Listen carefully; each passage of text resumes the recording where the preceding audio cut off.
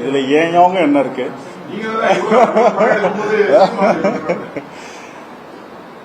இல்ல இது நிறைய தடைகள் இருந்தது, நிறைய பிரச்சனைகள் இருந்தது. பட் எண்ட் ஆஃப் த டே அந்த படம் இன்னைக்கு ரிலீஸ் ஆகுது. அதனால இப்ப ரிலீஸ் ஆக போற படத்தை எல்லாரும் வந்து சப்போர்ட் பண்ணுங்க.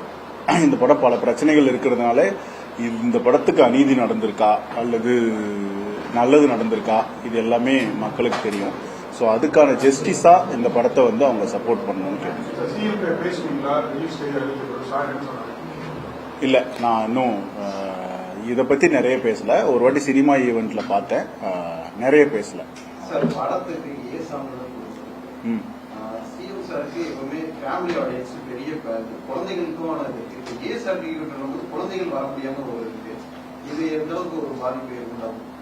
இல்லை, அது எல்லாருக்கும் வருத்தம் தான். எங்களுக்கும் ப்ரொடியூசருக்கு கஷ்டம்தான், எனக்கும் வருத்தம் தான்.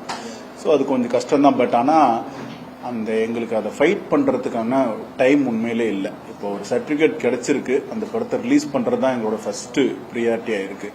அதை எதிர்த்து ஃபைட் பண்ணி அந்த சர்டிஃபிகேட்டை, ஏன்னா ஃபர்ஸ்ட் யூஏ தான் கொடுத்தாங்க, அதுக்கப்புறம் இப்போ ஏன்னு கொடுக்கும்போது அதை ஃபைட் பண்ணுறதுக்கான டைம் உண்மையிலே எங்களுக்கு இல்லை.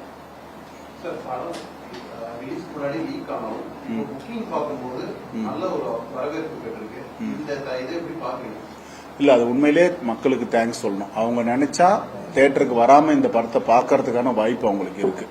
ஸோ அவங்க ஃபர்ஸ்ட் அவங்களோட நேர்மைக்கு, அப்புறம் விஜய் சார் மேல அவங்க வச்சிருக்கிற மரியாதைக்கு, அதுக்கு வந்து ஒரு பெரிய சல்யூட் தான் அவங்களுக்கு கொடுக்கணும். பெரிய அது காலத்துக்கும் நன்றி கடன் பட்ட ஒரு